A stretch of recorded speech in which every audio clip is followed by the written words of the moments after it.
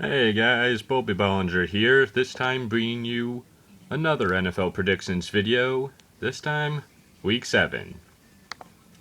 Now, last week I went 8-6, which finally brings my record above 50%. Although, with the Thursday game already in the books, I'm now at 50%. Yeah, I picked the Chiefs to win this one. And if it weren't for the refs missing a really obvious offensive pass interference that directly resulted in a touchdown, they would have won. But the Raiders put up a good fight, and I do like them. This is the Raiders we saw last year, and if they keep coming home, if they keep coming like this, they can definitely make the playoffs. Okay, Ravens and Vikings. Well, these are basically the same teams, but I think on offense, the Vikings just have a little bit more going for them. Not much, but it's something. Plus, with Aaron Rodgers down, the NFC North just got blown wide open for anyone. Speaking of which, with Aaron Rodgers, the Packers win this easily. Without, my money's on them getting destroyed. It's a lot like the Colts, where the Packers are nothing without Rodgers, just like my Colts are nothing without Luck. But I think the Packers are in a slightly better position than the Colts to play without their quarterback, but it's still not going to be pretty. Jets versus Dolphins. That's the most I can say about these teams. It's just, I'm not sure who wins this exactly, because it's kind of a weird match. The Jets got really close to beating the Patriots, arguably should have, while the Dolphins did beat the Falcons. But how good is beating the Patriots right now, and how good is beating the Falcons right now? I don't actually know. So I think the Jets are better. They've been more consistent, but I don't see playoffs for either of these. Jets are a little better. Okay, Panthers versus Bears. Well, Jordan Howard showed up last week. Looks like that was my gut feeling. This time, gut feeling isn't quite there. The Panthers have had quite a bit of time to prepare for this game. And even if they kind of shrug it off, I think they have the quality to beat the Bears. Also, this is going to be, to me, probably Mitch Trubisky's first test, because it's the first secondary he's gone against that isn't necessarily insane and unfair to put a rookie quarterback against for his first two games. But we'll see how good Trubisky is, and I'll keep in mind that he has no one to throw to. Still, I think the Panthers are just a little bit, quite a bit better, actually.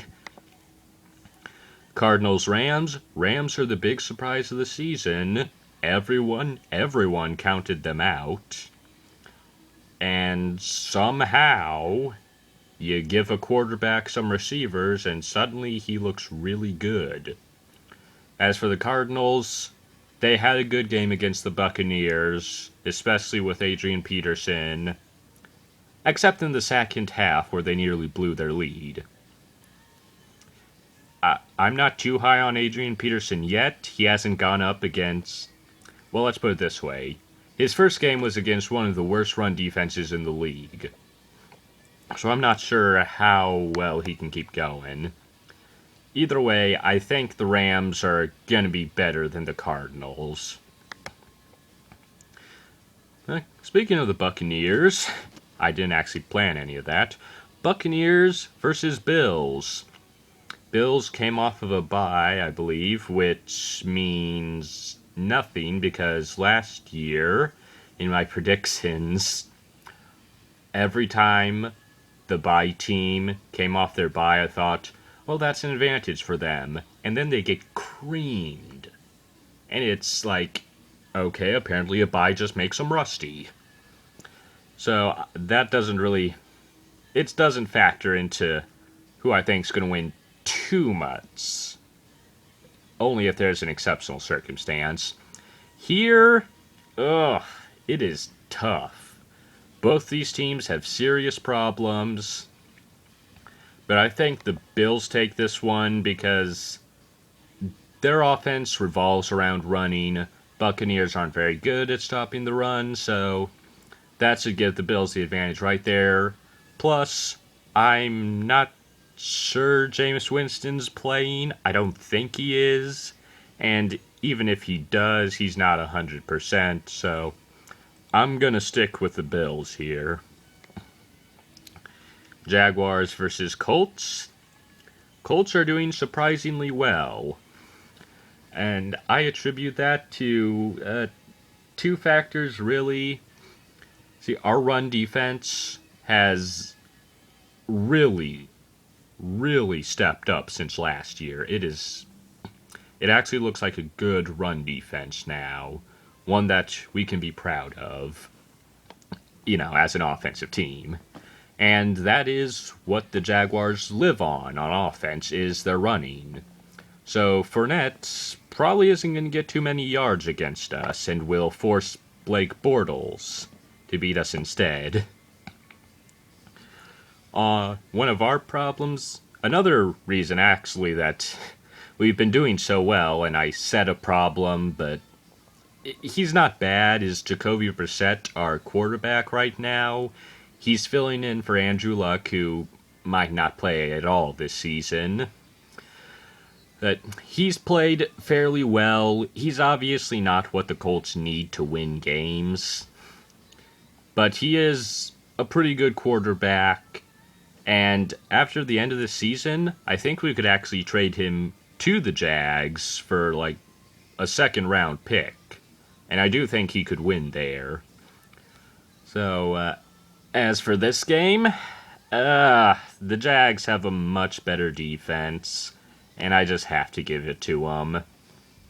I don't think it'll be too much of a blowout, because we will be stopping the run game fairly well. So we'll keep it close as usual, but they've got the advantage, definitely. Titans-Browns, no need for explanation here. Until the Browns show any signs of life, they have no signs of life, and therefore are not alive. Cowboys versus 49ers. Oh boy, it's been a while since I saw the Cowboys.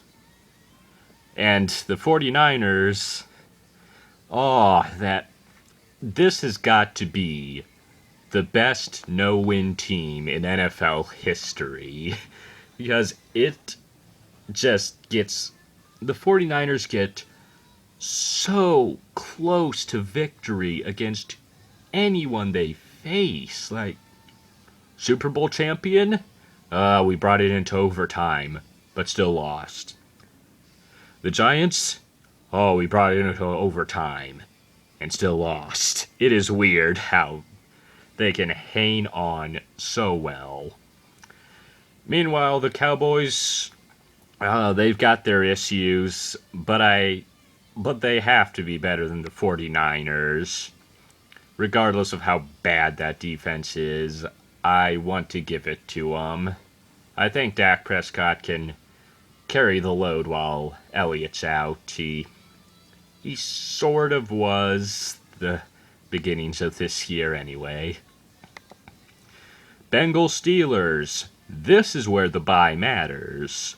See, the Bengals and the Steelers, they don't really like each other.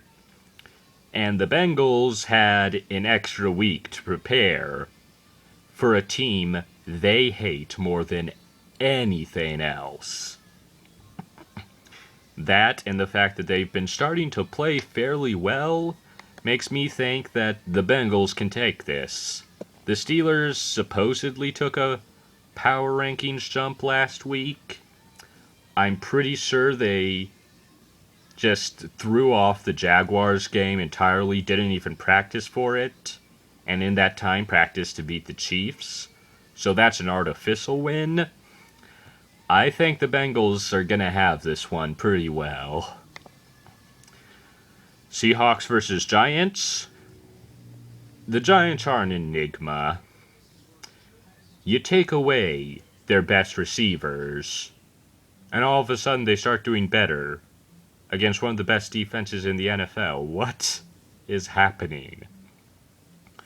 Meanwhile, the Seahawks have had a little bit of an early struggle, but seem to have mostly recovered from it. Giants, I don't see you getting too many wins, so the Seahawks are probably a little bit better than you. Broncos Chargers. Oh, we didn't have to wait long for that rematch at all. Here is an interesting thing. Just like the Raiders saved their season on Thursday night, if the Chargers win this game, that saves their season and keeps them in contention. If they lose, it's over. Meanwhile, the Broncos have showed some serious signs of weakness, but I do think the Giants game was a fluke, and I just have to give it to them on what I think the quality is right now. I think they can beat the Chargers, and I think they're aware that they can't lose another game right now. Falcons Patriots, big old game of the week.